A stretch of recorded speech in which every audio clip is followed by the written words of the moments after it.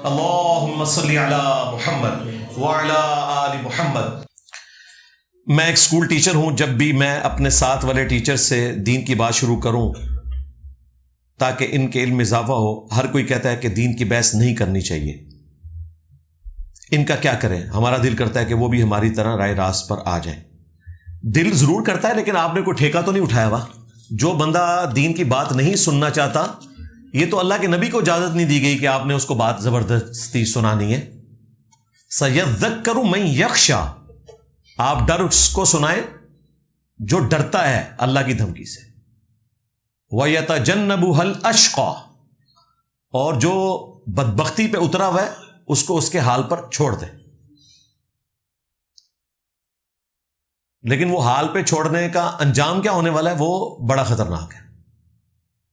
الذی یصلی النار الکبریٰ ثم لا یموت فیہا ولا یحیا، اس کو تو ہم بڑی آگ پر پیش کریں گے جہاں یہ نہ زندوں میں ہوگا نہ مردوں میں۔ فذکر بالقرآن من یخاف وعید، اے نبی اس قرآن کے ذریعے اس کو ڈر سنائیں جو اللہ کی دھمکی سے ڈرتا ہے۔ بس باقیوں کو چھوڑ دیں، ایک دفعہ بتا دیا کافی ہے۔ باقی سوشل میڈیا کا پلیٹ فارم ہے، آیات شیئر کروائیں، احادیث شیئر کروائیں، لیکن پرائمری رسپانسبلٹی آپ پر آپ کے گھر والوں کی اصلاح کی ہے، جو آپ کے انڈر ہے، جو آپ کی رعیت ہے۔ قُوا أَنفُسَكُمْ وَأَهْلِيكُمْ نَارًا، بچاؤ اپنے آپ کو اور اپنے گھر والوں کو جہنم کی آگ سے۔ جو بخاری مسلم میں حدیث ہے، تم میں سے ہر شخص نگہبان ہے اور اس سے اس کی رعیت کے بارے میں پوچھا جائے گا۔ پھر نبی علیہ السلام نے کہا کہ حکمران اپنی رعایا کے اوپر نگہبان ہے، اس سے اس کے بارے میں پوچھا جائے گا۔ ایک مرد اپنی بیوی اور بچوں پر نگہبان ہے، اس سے اس کے بارے میں پوچھا جائے گا۔ ایک عورت اپنے خامند کے مال اور اولاد کے اوپر نگہبان ہے، اس سے اس کے بارے میں پوچھا جائے گا۔ تو یہ کام ہے جو آپ نے کرنا ہے۔ باقی وہ آپ کے دوست احباب جو دودھ پتی کے کپ پہ تو آپ کے ساتھ بیٹھنے کے لیے تیار ہیں، جو ہوٹلوں پہ آپ کے ساتھ ٹائم ضائع کرنے کے لیے تیار ہیں، ان سے ریکویسٹ کریں کہ یار مجھے اپنی زندگی کے 40 منٹ دے دو اس دوستی کے بدلے میں جو اتنا عرصہ میں نے تمہارے ساتھ کی۔ انجینئر صاحب کی ایک ویڈیو تمہیں دکھانی ہے، شرط ہے کہ موبائل ایئر فلائٹ موڈ میں لگاؤ اور بڑی سکرین پہ میرے ساتھ بیٹھ کے بغیر توجہ کو ادھر ادھر کیے یہ ویڈیو دیکھ لو۔ اور وہ ٹریلر ویڈیو کے عنوان سے ہمارے یوٹیوب کے چینل کے اوپر ٹاپ پہ ویڈیو رکھی ہے، کتابوں کا خدا اور کیوں ہے۔ بیسیکلی تو وہ مجلس 100 تھی 5 گھنٹے کی، اس کے پہلے 40 منٹ ہم نے ایک اسپیشل ویڈیو اس میں سے کاٹی ہوئی ہے، کیونکہ کالج یونیورسٹی کا پیریڈ بھی 40 منٹ کا ہوتا ہے۔ 40 منٹ کافی ہوتے ہیں کسی کو بات سمجھانے کے لیے۔ وہ اتنا زبردست مقدمہ ہے کہ ایک ویڈیو کسی کی زندگی بدلنے کے لیے کافی ہے۔ میں آپ کو دعوے سے کہتا ہوں کہ یا وہ شخص حق قبول کرے گا یا آپ کی جان چھوڑ دے گا، کیونکہ انہوں پتہ لگ جائے گا گل بات گئی ہے انشاءاللہ تعالیٰ۔ تو وہ ویڈیو آپ دکھا دیں، اس طرح آپ دعوت کا کام کریں۔ کیا امام اور مقتدی کی الگ نیت ہو سکتی ہے، یعنی امام کی اثر اور مقتدی کی ظہر؟ جی، اس سے بھی بڑی چیز ہو سکتی ہے کہ امام نفل پڑھ رہے ہیں اور آپ فرض پڑھیں، امام فرض پڑھ رہے ہیں آپ نفل پڑھیں، یہ بھی ہو سکتا ہے۔ اس کے ثبوت میں وہ بخاری مسلم کی حدیث ہے، معاذ ابن جبل کہتے ہیں کہ میں رسول اللہ کے پیچھے عشاء کی نماز پڑھتا تھا صلی اللہ علیہ وآلہ وسلم، اور پھر اپنی قوم میں جا کے عشاء میں ان کی امامت کرواتا تھا۔ خود وہ اپنی عشاء پڑھ چکے ہوتے تھے نبی علیہ السلام کے پیچھے، پھر اپنی قوم میں امامت کرتے تھے، اور امام پڑھ رہے 4 نفل اور مقتدی پڑھ رہے 4 فرض پیچھے۔ یہ حدیث بخاری میں بھی ہے، مسلم میں بھی۔ اسی سے محدثین نے رزلٹ نکالا ہے کہ متنفل کے پیچھے فرض والے کی نماز درست ہے۔ امام اور مقتدی کی نیت میں اگر فرق ہو، یعنی امام پڑھ رہے نفل، مقتدی پڑھ رہے فرض، امام پڑھ رہے فرض، مقتدی پڑھ رہے پیچھے نفل، امام پڑھ رہے اثر، مقتدی پڑھ رہے ظہر پیچھے، یہ فرق ہو سکتا ہے، نماز درست ہوگی۔ رمضان المبارک میں آپ لیٹ ہو جاتے ہیں، تراویح کی جماعت ہو رہی ہے، آپ عشاء کے 4 فرض پیچھے نیت کر لیں، جب امام 2 کے بعد سلام پھیرے آپ 2 پورے کریں، آپ کو جماعت کا ثواب بھی مل جائے گا، آپ کے عشاء کے 4 فرض ہو جائیں گے۔ تو یہ بالکل درست ہے، اور یہ صرف ہمارے سب کانٹیننٹ کا مسئلہ ہے، اور یہ صرف فقہ حنفی کا ایک پرابلم ہے۔ شیعہ بھی اس کے قائل ہیں، اور اہل سنت میں حنفیوں کو چھوڑ کے باقی سارے قائل ہیں، اہل حدیث بھی قائل ہیں، شافعی بھی قائل ہیں، حنبلی بھی، مالکی بھی۔ عرب ملکوں میں آپ کو یہ نظر آئے گا کہ لوگ، بلکہ وہاں تو جب سلام پھرتا ہے نا، جن لوگوں کی جماعت رہ گئی ہوتی ہے نا، جو اپنی نماز پوری کر رہے ہوتے ہیں، جو لیٹ آتا ہے نا، وہ اس کے کندھے پہ ہاتھ رکھ کے اس کے پیچھے نیت کر لیتا ہے۔ اس کے لیے امام کا یہ ضروری نہیں ہے کہ آپ اس سے پہلے مشورہ کریں، آلریڈی بھی کوئی نماز پڑھ رہا ہے، آپ اس کے کندھے پہ ہاتھ رکھ کے بیچ میں شامل ہو جائیں، آپ کو ثواب مل جائے گا جماعت کا۔ عرب ملکوں میں یہ عام ہوتا ہے کیونکہ وہاں لوگوں کو ان باتوں کا پتہ ہے۔ یہاں پہ چونکہ ایک خاص کلٹ تھا فقہ حنفی کا، اور وہ تکلیف ہمیں کاٹنی پڑ رہی ہے۔ میں نے بچپن میں اپنے ہاتھ پر ٹیٹو بنوایا تھا انجانے میں، کیا اس کو ریموو کرواؤں؟ اس کے ساتھ نماز ہو جائے گی؟ جی نماز ہو جائے گی، ریموو کروانے کی کوئی ضرورت نہیں، بالکل کوئی ضرورت نہیں۔ ریموو کروائیں گے تو اپنے آپ کو آپ نقصان پہنچائیں گے۔ وَلَا تُلْقُوا بِأَيْدِيكُمْ إِلَى التَّهْلُكَةِ، اپنے ہاتھوں سے اپنے آپ کو ہلاک مت کرو۔ بعض لوگ پتہ کیا کرتے ہیں، وہ تیزاب ڈالنا شروع کر دیتے ہیں، وہ تیزاب کی وجہ سے جلد جل جاتی ہے، بعض اوقات وہ جلد نکلتی نہیں ہے، اس میں پھر پیپ پڑ جاتی ہے، اور وہ سمجھ رہے ہوتے ہیں ہم اللہ کے لیے وہ قربانی کر رہے ہیں۔ یہ کوئی قربانی نہیں ہے بھائی، پورے جسم پہ بھی ٹیٹو بنے ہوئے ہیں، زمانے جاہلیت میں تھے، توبہ کرنے سے معاف ہو گئے۔ کسی آیت حدیث میں نہیں ہے کہ جس کے ٹیٹو بنے رہ گئے تو اس کو عذاب دیا جائے گا۔ وہ بخاری مسلم میں ہے کہ نبی علیہ السلام نے لعنت فرمائی ہے جو اپنے جسم کے اوپر اس طرح کے نشانات بنواتے ہیں، گندواتے ہیں، ٹیٹو بنواتے ہیں۔ لیکن جب آپ نے توبہ کر لی تو اس کو ریموو کروانا کوئی ضروری نہیں ہے، اور ویسے بھی وہ جلد کے اندر ہے، وہ انک جلد کے اندر جا چکی ہے، وہ اوپر نہیں ہے۔ اوپر ہو تو کچھ عرصے بعد خود بخود ختم ہو جائے، جس طرح مہندی ہے اوپر ہوتی ہے ختم ہو جاتی ہے، مارکر کا نشان، اور یار ایلفی وہ بھی کچھ عرصے بعد ختم ہو جاتی ہے۔ ٹیٹو کیوں نہیں ختم ہوتے؟ وہ جلد کے اندر چلے گئے، جلد کے اندر چلے گئے، ان کو ختم کروانے کے لیے آپ جلد ریموو کریں گے، اپنے آپ کو نقصان آپ پہنچا ہی نہیں سکتے۔ اور جو جلد کے اندر چلے گیا، اس کی وجہ سے آپ کے وضو غسل پہ بھی کوئی فرق نہیں پڑ رہا، کیونکہ وضو اور غسل میں ظاہری بدن پہ آپ نے پانی بہانا ہوتا ہے، جو جسم کے اندر والا نشان ہے ادھر تک تو پانی پہنچا ہی نہیں سکتے، اور نہ وہ فرض ہے، اس لیے وضو غسل کی بھی ٹینشن نہیں لینی، وہ جسم کے اندر والا نشان ہے۔ بعض لوگ اتنے فنیٹک ہو جاتے ہیں، وہ اس کو بنیاد بنا کے، اب کئی نان مسلم جب مسلمان ہوئے ہیں نا، ان کو بیچاروں کو یہ ٹینشن پڑ جاتی ہے کہ یہ ٹیٹو کا کیا کریں۔ ٹیٹو تو ان کے لیے اتنا بڑا عذاب بن جاتا ہے، اور پھر بعض جذباتی لوگ بلیڈ لے کے شروع ہو جاتے ہیں۔ اس طرح کرنے سے بھئی یہ ریموو نہیں ہوگا، نہ اسلام نے اس چیز کی اجازت دی ہے۔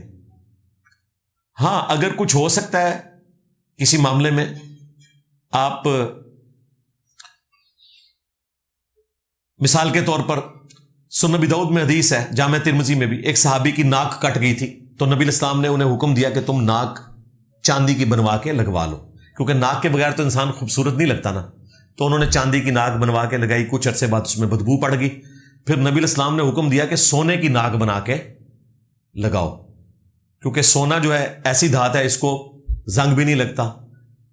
تو آپ سونے کی ناک بھی لگوا سکتے ہیں، اگر کسی کی ناک کٹ گئی ہے، کسی کا دانت نکل گیا، سونے کا بھی لگوا سکتا ہے، اگرچہ مرد کے لیے سونا حرام ہے، لیکن یہ جو آپ سونا لگا رہے ہیں، یہ آپ ایک ایرر آپ کے جسم میں آ گیا ہے، ایک تکلیف آ گئی ہے، اس کو دور کرنے کے لیے کر رہے ہیں۔ پھر آپ کے لیے اب سونا حرام نہیں رہا اس کیس میں کہ آپ نے دانت سونے کا لگوا لیا، کیونکہ سونے کا دانت اگر آپ لگوائیں گے تو اس میں زنگ نہیں پڑے گا۔ ویسے تو اب ٹیکنالوجی آگے جا چکی ہے، سونے کی ضرورت ہی نہیں ہے، کہ میں پرانے زمانے کی باتیں کر رہا ہوں جب سونے کے علاوہ کوئی اور دھات نہیں تھی۔ اب تو آرٹیفیشل ایسے مٹیریل آ گئے ہیں جن میں کوئی بدبو نہیں پڑتی، تھوڑے مہنگے لگتے ہیں، وہ دانت ایک بار لگوا لیں، وہ کلر بھی ایون آپ کے ساتھ میچ کر دیتے ہیں، پتہ ہی نہیں چلتا۔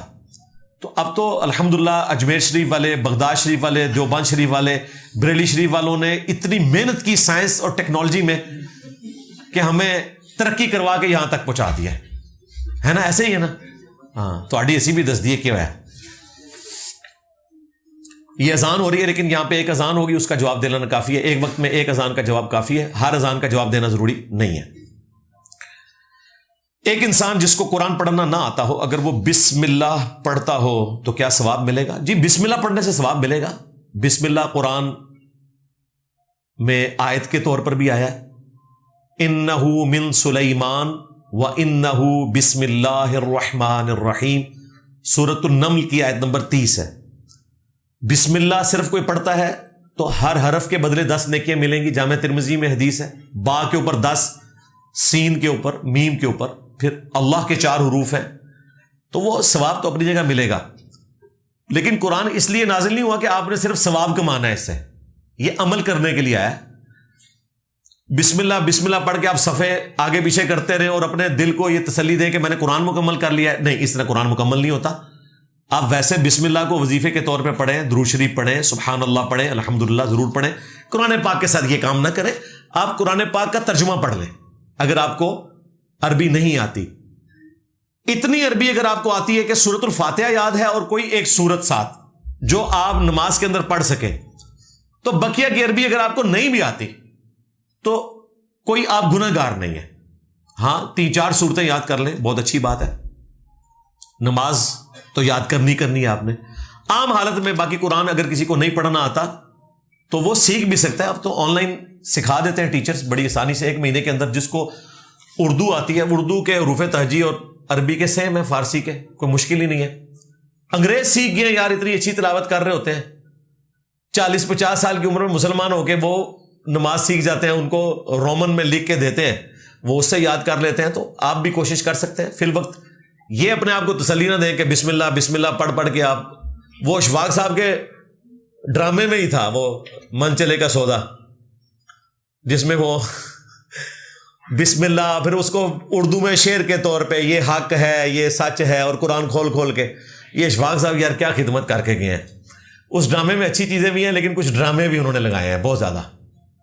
اس کے بعد کسی نے قرآن ترجمے سے کیا پڑھنا ہے کہ جب وہ کسی ایسے شخص کو بزرگ بنا کے پیش کر رہے ہیں جو بالکل چٹا ان پڑھ ہے، تو پھر آگے آپ کو ممتاز مفتی اور واصف علی واصف صاحب اور قدرت اللہ شہاب جو انصاروں کا بڑا بزرگ بابا ہے، جس نے شہاب نامہ کے اندر سارے جھوٹ اوٹ پٹانگ نقل کیا، اگر ان سارے بابوں میں کوئی پڑھا لکھا بابا ہے نا تو وہ ہمارے استاد پروفیسر احمد رفیق اختر صاحب ہیں، وہ کافی بہتر ہیں۔ لیکن ان میں بھی وہ تصوف والی خرابیاں موجود ہیں، لیکن ان لوگوں سے بہتر ہیں۔ ان کی ایک نیکی میں سمجھتا ہوں کافی ہے، جب ممتاز مفتی کو انہوں نے توبہ کروائی تھی۔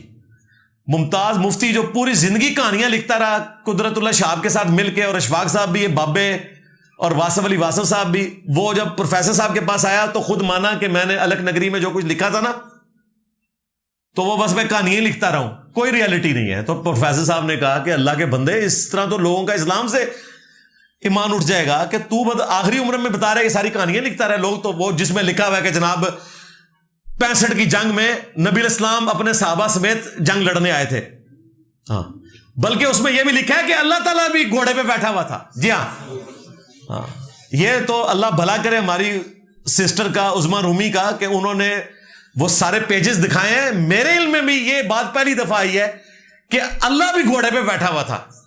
ہاں، ابھی تک تو نبی الاسلام، صحابہ اور اہل بیت کا ذکر تھا، مولا حسن و حسین کا اور مولا علی کا، یہ اللہ والی بات بھی اب مجھے نہیں سمجھ آتی۔ اب یہ وہ لوگ ہیں جن کو لوگ کہتے ہیں کہ یہ پتہ نہیں کتنے پہنچے ہوئے بزرگ تھے، یہ تصوف کی ہرارکی پیرلل میں چل رہی تھی، آپ کو پتہ نہیں۔ وہ ہمارے کوکب نوانی صاحب نے بھی کہا تھا نا، ایک تو آپ کے وہ وزیر اعظم ہیں جو پارلیمنٹ میں بیٹھتے ہیں، ایک اللہ کی پارلیمنٹ کے وزیر اعظم ہیں میرے داتا صاحب۔ چلے کوکب نورانی تو ایک وائز ہے، مفتی ڈاکٹر محمد اشرف آصف جلالی دامت برکاتہم عالیہ، بقول ہمارے شیر افضل مروت صاحب کے حفظہ اللہ تعالی مد ظلہ، ان کی ویڈیو ریکارڈ ہے جس میں کہہ رہے ہیں کہ روحانیت کی پارلیمنٹ کے وزیر اعظم میرے داتا صاحب۔ یہ پڑھ لکھے علماء کا حال ہے، پی ایچ ڈی ہے یہ، آپ اس طرح کی پی ایچ ڈی نہ سمجھیے گا جو مصباحی صاحب نے لی ہوئی ہے یا باقی مولویوں نے، یہ عراق کی یونیورسٹی سے پڑھ کے آئے ہوئے ہیں اور اس قسم کی باتیں کرتے ہیں۔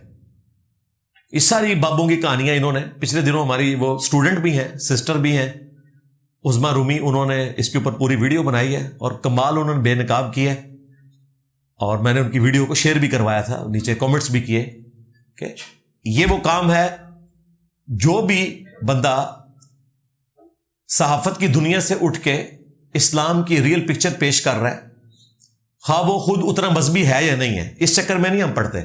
اگر آپ کہیں گے جی وہ پردہ نہیں کرتی ہیں تو آپ نے شیئر کیوں کروائی، اور بھائی میں تو داڑھی منڈے جو تمہارے لیڈرز ہیں، پولیٹیکل لیڈرز اور مذہبی پیشوا کوئی دین کی اچھی بات کرے میں ان کو بھی شیئر کرواتا ہوں. خان صاحب نے جب اسلاموفوبیا کے خلاف دن منظور کروایا تھا تو میں نے ان کے حق میں ویڈیو بنائی. تو آپ کہیں گے جی ایک داڑھی منڈے شخص نے یہ کیا ہے, اس نے UN میں تقریر کی ہے اور آپ نے اس کی تقریر کو شیئر کروا دیا, اس کی تو داڑھی نہیں, اس کے تو اپنے 6 فٹ کے اوپر اسلام نہیں ہے. یہ ایک فیکٹر ہے نا, حجاب ایک فیکٹر ہے نا. اسلام کے اوپر بات کرنے کا حق ہر مسلمان کو ہے, اور میں حجاب نہ کرنا, داڑھی نہ رکھنا اس سے بڑا جرم سمجھتا ہوں جو تصوف نے اس دین کے ساتھ کیا ہے, شرک پھیلایا. یہ ہے اصل طاغوت, اس کو بے نقاب کرنا ضروری ہے. ممبر سے جھوٹا دین پیش کرنا یہ داڑھی منڈانے اور حجاب نہ کرنے سے بھی 1 کروڑ گنا بڑا جرم ہے ان پرنسپل. تو یہ اتنے تانگ نظر نہ بن جایا کریں. ابھی تو آپ اگلے سٹیپ نہیں طے کریں گے. اعلیٰ حضرت نے لکھا ہے کہ جو مٹھی سے پہلے داڑھی کاٹتا ہے نا وہ ملعن ہے, ملعون ہے, فاسق ہے, اس کے پیچھے نماز بھی نہیں ہوگی. تھوڑی سی بھی کاٹ لے تو پھر تو میں چھوٹی داڑھی والے کی ویڈیو بھی شیئر نہیں کروا سکتا. اور ابھی تو اعلیٰ حضرت کے اس فتوے کی تو میں بات ہی نہیں کر رہا کہ جو انہوں نے فرمایا احکام شریعت میں کہ خواہ دیوبندی ہو, اہل حدیث ہو, وہابی ہو, شیعہ ہو, رافضی, نیچری ہو, سر سید احمد خان کا ماننے والا, قادیانی ہو, قادیانی کافروں کے ساتھ ان کو ذکر کیا ہوا ہے. یہ 1,00,000 دفعہ بھی اللہ کا نام لے کر ذبح کریں گے تو ذبیحہ مردار ہی رہے گا. البتہ یہود و نصارہ کا ذبیحہ حلال ہے. اعلیٰ حضرت کے نزدیک یہود و نصارہ یعنی کہ اسرائیل اور امریکہ, ہاں یہ وہابی یعنی کہ دیوبندی, ہاں یعنی کہ مولویوں کے فرنٹ مین, اور اہل حدیث یعنی کہ موٹیویشنل سپیکرز, ان سے بہتر ہیں وہ, اور یہ قادیانیوں کے برابر ہیں اعلیٰ حضرت کے نزدیک. اب مجھے بتائیں اعلیٰ حضرت رینڈ کارپوریشن کیوں نہیں ہے جس نے 2 فرقے بنا دیے, ایک دوسرے کو کافر ڈکلیئر کیا دیوبند بریلویوں نے, اور جو کہہ رہا ہے یہ سارے مسلمان ہیں ان کے پیچھے نمازیں پڑھو, ان کو چندے دو, اپنی مسجد ادا نہ کرو, اپنا چندہ بک ادا نہ کرو, انہی کو چندے دو, انہی کے پیچھے نمازیں پڑھو, یہ ہمارے بھائی ہیں, ہم علمی اختلاف کریں گے. اس کو کہہ رہے ہیں یہود و نصارہ کا ایجنٹ ہے. بھائی یہود و نصارہ کے ایجنٹ تو پھر تمہارے بزرگ نکلیں گے تمہاری ڈاکٹرن میں. میرے نزدیک تو یہود و نصارہ کے ایجنٹ نہیں تھے, شیطان کے ہتھے چڑھ گئے تھے تمہارے جو بزرگ تھے, یعنی یہود و نصارہ کے بزرگوں کے ہتھے چڑھے ہوئے تھے. ہاں ہمارے بزرگ کو اتنے چھوٹے موٹے ہیں کہ یہود و نصارہ انہیں جو ہے وہ غلط راستے پہ چلائے نہیں, وہ تو بہت بڑے لیول کے تھے, ان کے لیے بڑے لیول کا شیطان چاہیے, شیطان ابلیس, وہ اس کے ہتھے چڑھے ہوئے تھے. یہود و نصارہ ہمارے بزرگوں کا کچھ نہیں کر سکتے تھے کیونکہ اللہ معافی دے بزرگ خود انہوں تو وڈے سن, تو انہوں تو وڈے لیول کی شاید چاہیے سی. آپ نے انسان کی کہانی کی تعریف کی جبکہ اس کے ٹائٹل میں بار بار کہا جاتا ہے تو لا مکان سے نکل. کیا یہ اللہ کی شان میں گستاخی نہیں؟ کس طرح گستاخی, مطلب کیسے ہوگی؟ ہاں, اور میرے بھائی یہ شاعرانہ گفتگو ہوئی ہے, وہ کوئی فزیکلی نکالنے کی بات نہیں کر رہے, وہ اللہ تعالیٰ سے اپنی محبت کا اظہار کر رہے ہیں. جس طرح موسیٰ علیہ السلام نے کہا تھا کہ اے اللہ میں تجھے دیکھنا چاہتا ہوں, تو اللہ تعالیٰ تو پردے میں ہے نا, تو اللہ تعالیٰ کو پردے سے نکال کر اپنی آنکھوں کے سامنے لانے کی خواہش. سورۃ الاعراف آیت نمبر 143 میں اگر موسیٰ علیہ السلام کر کے گستاخ نہیں ٹھہرے ہیں تو یہ بھی کوئی گستاخی نہیں ہے, انہوں نے اپنی محبت کا اظہار کیا ہے کہ اپنا جلوہ دکھا, یہ خواہش کا اظہار ہے, اس دنیا میں تو پاسبل نہیں. اور ویسے بھی وہ فزیکل جلوے کی بات نہیں کر رہے, وہ اپنے روحانی ایکسپیرینس کی بات کر رہے ہیں. آپ کے بابے تو خود اللہ تعالیٰ کو دیکھنے کے لیے عرش پہ پہنچ گئے تھے, بایزید بستامی, تو وہ غلط بات ہے. تو یہ شاعرانہ طور پہ گفتگو ہوئی ہے, اس کو آپ اس طریقے سے سمجھنے کی کوشش نہ کریں. کل چہلم ختم وغیرہ کلچرل چیزیں ہیں جنہیں مذہب کا نام دیا گیا. اگر مشرکانہ افعال سے بچ کر ان میں شرکت کی جائے, نہیں شرک تو یہ ویسے بھی نہیں ہے, میں نے کب کہا یہ شرک ہے. کل 43واں یہ اصالِ ثواب کے ذریعے ہے. ہم ان ایکٹیویٹیز کو اس مینیجیبل فارم میں کرنے کو بدعت سمجھتے ہیں, شرک نہیں. لیکن مطلقاً میت کی طرف سے صدقہ اور خیرات کرنا, غریبوں کو کھانا کھلانا, ان کے لیے دعا کرنا, وہ بالکل درست ہے, وہ تو قرآن میں حکم ہے. इसाले सवाब के 10 तरीके मेरी वीडियो रिकॉर्ड है, वो आप देख लें। रब्बना इग़फिर लना वली इख़वानिना अल्लज़ीना सबक़ूना बिल ईमान, अहले ईमान की निशानी है सूरतुल हश्र की आयत नंबर 10 में कि वो दुआ करते हैं अल्लाह हमें भी बख्श दे और हमसे पहले ईमान की हालत में जितने गुजर चुके हैं उनको भी बख्श दे, और हमारे दिल में उनके लिए कोई गिल बाकी ना रख। हम इस चीज को दुरुस्त नहीं समझते कि मर गया मरदूद ना फातिहा ना दुरूद। हम कहते हैं कि जो भी मर गया उसके लिए आपने दुआ मगफिरत करनी है। फातिहा दुरूद पढ़ के बख्शना नहीं होता, फातिहा और दुरूद पढ़ के अल्लाह के हुजूर आपने दुआ करनी है। जामे तिर्मिज़ी में हदीस है कि अल्लाह की हम्द और दुरूद शरीफ पढ़ के जो दुआ की जाती है वो कबूल होती है। तो आप फातिहा पढ़ें, अल्लाह की हम्द है, दुरूद शरीफ पढ़ें, उसके बाद दुआ मांगे कि अल्लाह ताला इसको बख्श दे। मैं तो कहता हूं ये बुजुर्ग जो मज़ारों में दफन है इनके लिए भी दुआ किया करें ऊंची आवाज में कि अल्लाह ये जो बाबा जी छुप छुप के गुनाह करते थे माफ कर दे। अब अगर आपसे कोई कहे कि ये तो गुनाह करते नहीं थे, उनको कोई पैगंबर तो नहीं है, पैगंबर तो नहीं है ना, तो गुनाह हो सकता है। नहीं बड़े नहीं करते थे, छोटे करते, चलो यही कह दो कि जो छोटे छोटे गुनाह इन्होंने किए हुए हैं अल्लाह माफ कर दे, इनकी कब्र में कीड़े ना पड़े। दुआ की जरूरत तो सबको है। कौन शख्स है जो दुआ से अपने आप को बेनियाज कर सकता है? दुआ तो पैगंबरों ने मांगी हुई है, हालांकि वो बख्शे बख्शाए थे, और पैगंबरों के हक में हम मांगते हैं। हां, दुरूद शरीफ क्या है? रसूलुल्लाह के हक में दुआ है। क्या नबी इस्लाम को हमारी दुआ की जरूरत है? मुझे बताएं। लेकिन अल्लाह ताला कह रहा है कि दुआ करना रसूलुल्लाह के हक में फर्ज है। इन्नल्लाहा व मलाइकतहू युसल्लूना अलन नबी अल्लाहुम्मा सल्ली अला मुहम्मद व अला आलि मुहम्मद। हुक्म दिया गया, क्यों? रसूलुल्लाह का हम पर एहसान है कि उन्होंने अल्लाह की दावत को ईमानदारी से पहुंचाया।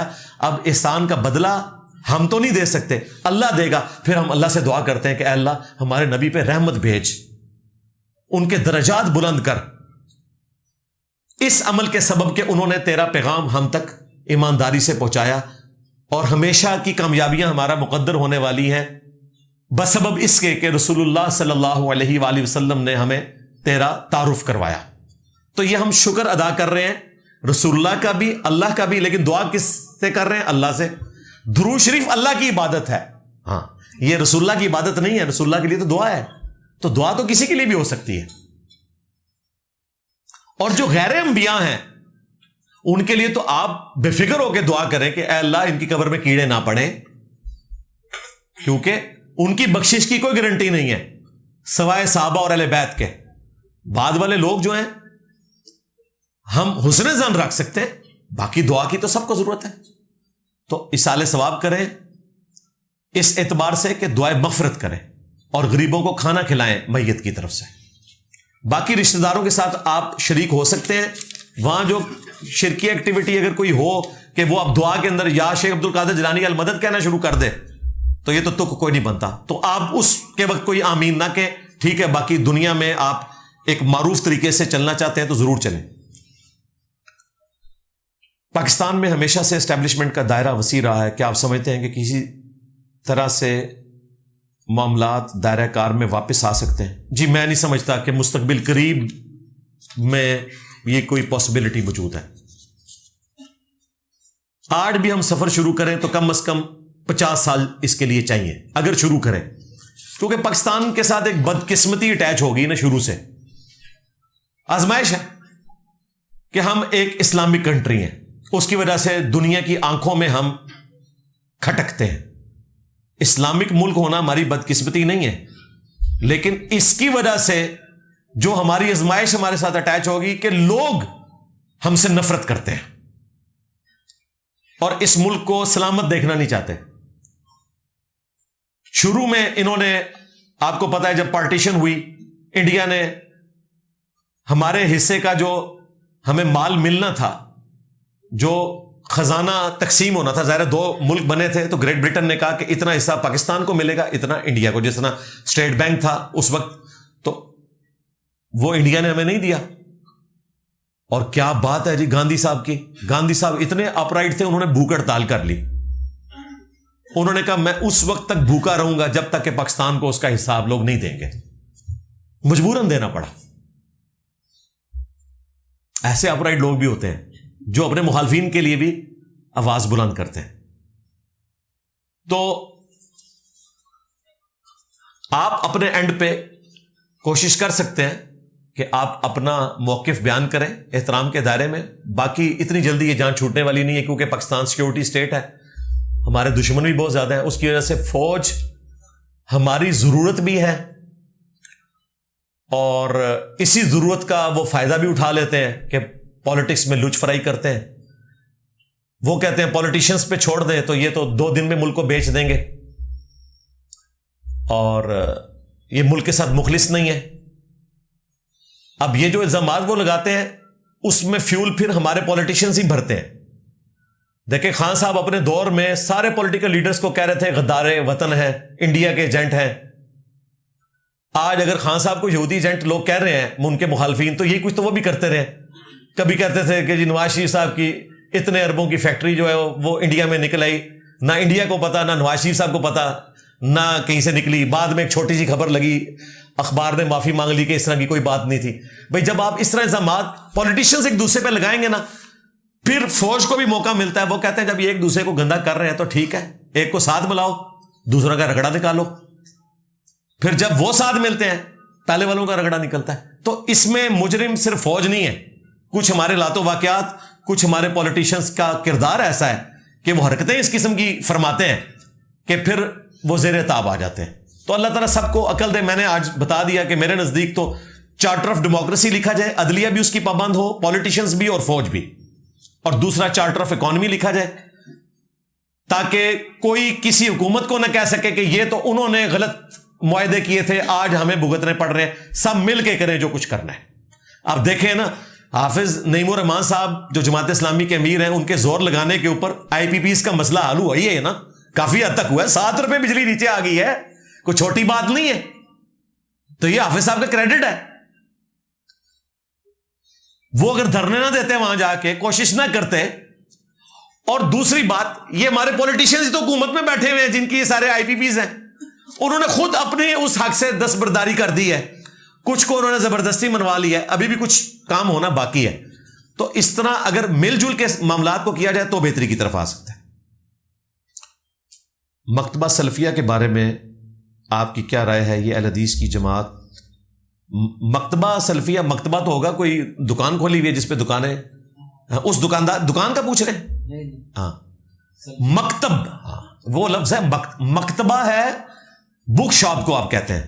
مکتب جو ہے وہ ہے جو فرقہ جس کو آپ کہہ رہے ہوتے ہیں, یا اسکول آف تھاٹ. تو یہ سلفی مکتب کے بارے میں یعنی اہل حدیث کے بارے میں کیا رائے ہے؟ میری رائے تو درجنوں ویڈیوز میں ریکارڈ ہے. میں اہل حدیث کے منہج کو 24 کیرٹ سونا سمجھتا ہوں. اہل حدیث کا منہج وہی ہے جس کے اوپر اللہ کے نبی علیہ السلام نے اپنے صحابہ اور اہل بیت کو چھوڑا تھا, اور قیامت تک جو ایک گروہ حق پر قائم رہے گا وہ وہی منہج ہے جو اہل حدیث کا منہج ہے. اہل حدیث فرقہ نہیں. ہاں, یہ ذہن میں رکھیے گا. یہ فرق میں کیوں کر رہا ہوں؟ دیکھیں, یہود و نصارہ کے مقابلے پر ہم مسلمانوں کو بہتر سمجھتے ہیں, ایسا ہی ہے نا. اس وجہ سے نہیں کہ انہوں نے نام کا ٹائٹل لگایا ہوا ہے, اس وجہ سے کہ اسلام ایک سچا دین ہے. مسلمان جھوٹے بھی ہیں, مسلمان بدکار بھی ہیں, مسلمان اپنے دین کے دشمن بھی ہوئے ہیں, اپنے دین کے باغی بھی ہیں, پھر بھی ہم مسلمانوں کو یہود و نصارہ سے بہتر سمجھتے ہیں اس اعتبار سے کہ یہ اسلام کے ماننے والے ہیں. اس کا قطعاً کوئی یہ رزلٹ نہ نکالے کہ مسلمانوں کے کرتوتوں کو ہم درست سمجھ رہے ہوتے ہیں. ہم اسلام کی وجہ سے ان سے محبت کرتے ہیں. اہل حدیث کو میں بہتر سمجھتا ہوں ان کے منہج کی وجہ سے, ان کے کرتوتوں کی وجہ سے نہیں, ان کی فرقہ واریت کی وجہ سے نہیں, آج دے ہو گئی وابی یہ نعرے لگانے کی وجہ سے نہیں. ابھی یہ ارشاد بھٹی صاحب نے پوڈ کاسٹ کی, مجھے اب ٹائم نہیں مل رہا, فلسطین کا مسئلہ بڑا ہے. اب کئی لوگ نیچے کامنٹس بار بار آ کے لچ فرائی کرتے ہیں, جی انجینئر صاحب وہ ابتسام صاحب کا جواب دیں. اللہ کے بندوں, مجھے موقع ملے گا تو دوں گا نا. میں ابتسام صاحب کا رونا شروع کر دوں, فلسطین کو چھوڑ دوں؟ اس وقت تو کرنٹ افیئر یہ ہے, وقت قیام ہے. اس وقت جو کرنٹ افیئر ہے میں نے اس پہ بولنا ہے نا. انشاءاللہ اگلے ہفتے میں بول لوں گا. اگر کوئی اور استاد نہ ٹوٹ پڑی, اہم ممکن ہے کہ مفتی تقی عثمانی صاحب یا مفتی منیب صاحب مجھے پاسپورٹ بھیج دیں. پھر تو میں ارشاد بھائی سے کہہ کے اپنا پلاٹ جو ہے وہ سٹی ہاؤسنگ میں جو ہے وہ بکوانے کی بات کر رہا ہوں گا کہ میں نے تو ان کا خرچہ دینا ہے، اور اس کی میں اناؤنسمنٹ بھی کروں گا. میں اپنا وہ جس طرح یہ اکاؤنٹ نمبر شیئر کرواتے ہیں نا، میں ان کو کہوں گا آپ اپنا اکاؤنٹ نمبر شیئر کریں اور اپنا پاسپورٹ، تو میں انشاءاللہ بیچ میں مڈل مین ڈال کے تو کہ معاملے کو آگے لے کے چلوں گا. ہو سکتا ہے کرنٹ افیئر یہ بن جائے. تو مجھ سے آپ لوگ ڈیمانڈ کرتے ہیں. تو ابتسام علی ظہیر صاحب کی جب یہ پوڈ کاسٹ ہو رہی تھی، ارشاد بھٹی صاحب نے ان سے کہا کہ آپ کو لوگ وہابی کیوں کہتے ہیں؟ تو انہوں نے کہا ہم اپنے آپ کو وہابی نہیں کہتے ہیں، ہم تو اہل حدیث کہتے ہیں، یہ لوگ کہتے ہیں. اب اگر میں بھٹی صاحب کی جگہ ہوتا تو میں ان کو ویڈیو دکھاتا جس میں ان کی موجودگی میں نعرے لگ رہے ہیں اجتے ہو گئی وہابی وہابی. اس کے بعد کہنا کہ ہم وہابی نہیں کہلواتے. اور یہ نام بھی ویسے غلط ہے، یہ بھی میں آپ کو بتاؤں. یہ محمد بن عبد الوہاب کی طرف منسوب کیا تھا حنفیوں نے. حنفیوں میں صرف بریلوی شامل نہیں، دیوبندیوں نے بھی. ان دونوں کا مشترکہ ابا ہے بریلوی دیوبندیوں کا، ابن عابدین شامی، جس نے در مختار پہ حاشیہ لکھا ہے، رد المختار فتاوی شامی جسے کہتے ہیں. اس میں انہوں نے کہا کہ وہابی خوارج کی ایک جماعت ہے. وہابی وہ کہتا تھا، اور انہوں نے کہا کہ محمد بن عبد الوہاب کی شوکت اللہ نے توڑ دی، اللہ نے ان کو ذلیل و خوار کیا. انہوں نے حرمین پہ قبضہ کیا تھا، اللہ نے قبضہ چھڑوا دیا. اب ابن عابدین شامی تو مر کے اپنے بزرگوں کے پاس پہنچ گیا، اسے پتہ ہی نہیں تھا کہ بعد میں سعودی حکومت بن گئی وہاں پہ، جو آج تک قائم ہے. توحید کے حوالے سے اللہ تعالیٰ اسے قائم و دائم رکھے، جو باقی غلطیاں ہیں وہ دور کرے، آمین. تو ابن عابدین شامی نے ان کو وہابی کہا تھا، اور پیر میر علی شاہ صاحب نے بھی اسی بنیاد پہ ان کو وہابی کہا. المہند میں بھی یہی عبارت کوٹ ہوئی، انہوں نے بھی وہابی کہا. اعلی حضرت نے بھی اسی بنیاد پہ وہابی کہا. جال حق میں مفتی احمد یار خان نعیمی بریلوی نے بھی یہی فتاوی شامی کی عبارت کوٹ کر کے ان کو وہابی کہا. حالانکہ یہ نسبت غلط دی ہے. وہ جو محمد بن عبد الوہاب تھے ان کا نام تو محمد تھا، عبد الوہاب تو ان کا نام ہی نہیں تھا. تو محمد ہی کہنا چاہیے تھا اگر ان کی نسبت کی وجہ سے کہتے ہیں. عبد الوہاب تو ان کے ابے کا نام تھا جو صوفی تھا، کٹر وہ مشرک ٹائپ بندہ تھا عبد الوہاب. تو وہابی تو خود صوفی ہیں، بیسیکلی بریلوی دیوبندی وہابی ہے. ہاں نوی گل لے جاؤ. ہاں اہل حدیث وہابی نہیں ہے، وہ محمدی ہیں اگر محمد بن عبد الوہاب کی طرف نسبت ہو. اور ویسے ظاہر ہے وہ ان کی طرف نسبت کرتے نہیں، وہ اپنے آپ کو اگر محمدی کہتے ہیں تو محمد رسول اللہ کی وجہ سے صلی اللہ علیہ وآلہ وسلم. لیکن جب تمہارے سٹیجز سے آجتے ہوگی وہابی وہابی نعرے لگتے ہیں ابتسام صاحب، تو نعرے رکوایا کرو نا. میرے سٹوڈنٹس میں سے ایک دو بندوں نے بات کی نا کہ میں علمی کتابی ہوا، تو میں نے اس اسٹیج سے کہا کہ علمی کتابی فرقے پہ اللہ کی لعنت، کہ تم علمی کتابی کو فرقہ بنا کے پیش کر رہے ہو. یہ تو ایک سلوگن کی بات تھی، ہم مسلم ہیں، کوئی مسلم علمی کتابی نہیں ہے. وہ ایک شعر تھا، ایک رجز تھا جس کا اظہار تھا کہ ہم علم اور کتاب کی بنیاد کے اوپر اسلام کو فالو کرتے ہیں، کسی فرقے کا نام نہیں تھا. اب ان کو بھی چاہیے یہ کہ وہابی فرقے پہ لعنت. بریلوی دیوبندی تو پہلے ہی بھیجتے ہیں وہابی فرقے کے اوپر لعنت. اہل حدیثوں کا کام ہے یہ کہ وہابی فرقے پہ لعنت. اگر تم وہابی نہیں ہو تو لعنت بھیجو. اور اب تو ویسے ہی بھیجو کیونکہ میں نے ثابت کر دیا کہ بریلوی دیوبندی وہابی ہے، کیونکہ عبد الوہاب صوفی تھا. یہ ان کا بیٹا تھا جو مواحد ہوا، محمد بن عبد الوہاب. اس نے امام ابن تیمیہ کی کتابیں پڑھی، پھر اس نے خود بھی ریسرچ کی، اللہ نے ان کو توفیق دی، پھر لمبی عمر دی. آلموسٹ 90 سال کی عمر میں فوت ہوئے ہیں. یہ کوئی 1789 میں فوت ہوئے، یعنی یہ جب فرینچ ریولوشن آئی تھی اس کے قریب قریب یہ فوت ہوئے تھے. اور پیرلل میں ادھر اللہ تعالیٰ نے شاہ ولی اللہ دہلوی کو ہدایت دے دی، یہ بھی صوفی اور حنفی تھے، پھر اللہ نے انہیں ہدایت دی. تو یہ دو مجدد ایک وقت میں آئے، عرب میں محمد بن عبد الوہاب صاحب اور یہاں عجم میں شاہ ولی اللہ دہلوی. انہوں نے قرآن کا ترجمہ کر دیا فارسی میں، اور یہ بہاریں ساری آپ کو توحید کی جو نظر آ رہی ہیں اس میں اولین کریڈٹ جو ہے وہ شاہ ولی اللہ دہلوی کا ہے کہ انہوں نے قرآن کا ترجمہ کیا فارسی میں. عام بندوں کو پتہ چلا کہ کیا لکھا ہوا ہے قرآن میں، ورنہ اس سے پہلے قرآن صرف مردے بخشوانے کے لیے تھا. آج ذرا امیجن کریں قرآن کا ترجمہ نہ ہو تو میں عام بندوں کو جتنا مرضی کہتا رہوں کہ اس آیت میں یہ لکھا ہے، وہ کہیں گے جی کتنے لکھے ہے. ہمارے مولوی تو ایاک نعبد و ایاک نستعین میں سے یا علی مدد یا شیخ عبد القادر جیلانی مدد ثابت کر دیتے ہیں. اب تو اللہ کا شکر ہے، میں یہ کریڈٹ دیتا ہوں عمران خان صاحب کو، خواہ ان کا اپنا عمل تھا یا نہیں تھا، وہ اپنی بیگم کی وجہ سے جا کے پاک پتن میں گر گئے سجدے کی حالت میں. اور پچھلے دنوں ہمارے جو ممدوح ہیں نعیم بخاری صاحب, انہوں نے بھی بڑے اچھے طریقے سے کہا کہ سجدہ ایک ہی ذات کو ہے, یہ زیبا نہیں تھا کہ وہی حرکت کرتے اپنی بیوی کے پیچھے لگ کے. لیکن یہ کریڈٹ ہے ان کا کہ انہوں نے ہر جلسے میں ایاک نعبد و ایاک نستعین اس کو اتنا عام کیا کہ یہ مسلمانوں کا بنیادی عقیدہ ہے. یہ کم از کم پاکستانیوں کو راسخ انہوں نے کروا دیا. اللہ کرے کہ وہ خود بھی ان کی بیگم صاحبہ بھی اس کے اوپر عمل کریں اور آندہ یہ بابوں سے بچ کے رہیں. ویسے بھی دیکھ لیں بابے کوئی کام نہیں آئے. ہاں, بابوں کے ماننے والی بھی اندر بیٹھی ہوئی ہے اور جس کو گرایا تھا وہ بھی اندر بیٹھا. بابے کوئی ہوتے تو کام آ جاتے نا ان کے. تو اللہ کے بندے اس طرح کوئی نہیں ہوتا, دنیا بقدر ایفرٹ ہے. تو بات شروع ہوئی تھی ارشاد بھٹی صاحب کی وہ اس سے کہ یہ وہابی آپ نے پوچھا, تو میں اہل حدیث کو 24 کیرٹ سونا مانتا ہوں منج کے طور پہ, لیکن جو انہوں نے اس منج کے ساتھ خود بغاوت کی کہ جب باری آئی اہل بیت کے دفاع کرنے کی تو یہ بنو امیہ کے جا کے خدمت گزار بن گئے اور ظالمین کے ساتھ کھڑے ہو گئے. یزید کو رحمت اللہ علیہ کہنا شروع کر دیا, مولا علی کے مقابلے پہ اپنے ماموں کو بڑھانا شروع کر دیا. یہاں انہوں نے مار کھائی ہے. تو دیکھیں ذلیل ہوئے ہیں. یہ بات یاد رکھیے گا, اہل بیت سے جس نے بھی ٹکر لی ہے نا وہ ذلیل ہوا ہے, آج تک ذلیل ہو رہا ہے. جو گالیاں پڑ رہی ہیں نا یزید کو یا اس کے خاندان کو, تو وہ ان کے اپنے کرتوت ہیں. ہم قائل نہیں کہ گالی دی جائے, لیکن انہیں کنڈیم ضرور کریں. اہل بیت سے ٹکر لی, وقتی طور پہ وہ جنگ جیت گئے دنیاوی اسباب میں بنو امیہ کے لوگ, لیکن نام تو حسین کا زندہ ہے, نام تو علی کا زندہ ہے. اور علی کا نام تو ایسا زندہ ہے کہ ساری حکومتیں علی کے خلاف ہوں, ممبروں پر سب و شتم ہوتا ہو, اس کے باوجود امام بخاری امام مسلم جو ہے وہ حضرت علی کی شان میں حدیثیں بیان کر جائے. اور سب سے بڑا جو سنیوں کا امام جو خود بنو امیہ کا دفاع بھی بعض اوقات کر جاتا تھا سنیت کے ڈر کی وجہ سے کہہ لیں یا سنیت کے دفاع کے لیے, احمد بن حنبل, لیکن وہ بھی بات کہنے پہ مجبور ہوا. المستدرک للحاکم میں امام حاکم نے صحیح سند سے احمد بن حنبل کا قول نقل کیا کہ ہمیں یہ بات کہنے میں کوئی عار نہیں کہ رسول اللہ کے ذخیرے احادیث میں دنیا میں جتنی بھی حدیثیں موجود ہیں سب سے زیادہ حدیثیں اگر کسی صحابی کی شان میں ہیں تو وہ مولا علی ہیں.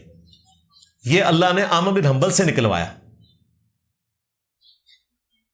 اور بھی انہوں نے کافی ساری باتیں اہل بیت کے دفاع میں کہیں جو میں نے اپنے کربلا والے ریسرچ پیپر میں ڈالی ہوئی ہیں. تو یہ چیز دیکھنے کی ضرورت تھی. تو یہ منج تو درست ہے, یہ بغاوت کر رہے ہیں. اور میں نے دیکھیں آج سے کم از کم 12-13 سال پہلے کہا تھا کہ جو اصلی اہل حدیث ہوگا وہ اس پلیٹ فارم سے جڑ جائے گا, اور جو یہ ملمہ کاری والے اہل حدیث بنے ہوئے ہیں نا, صرف مطلب کی رفع الیدین کی حدیثیں لینے والے, باقی حدیثیں چھوڑنے والے, وہ سب سے بڑے ہمارے دشمن بنے گئے.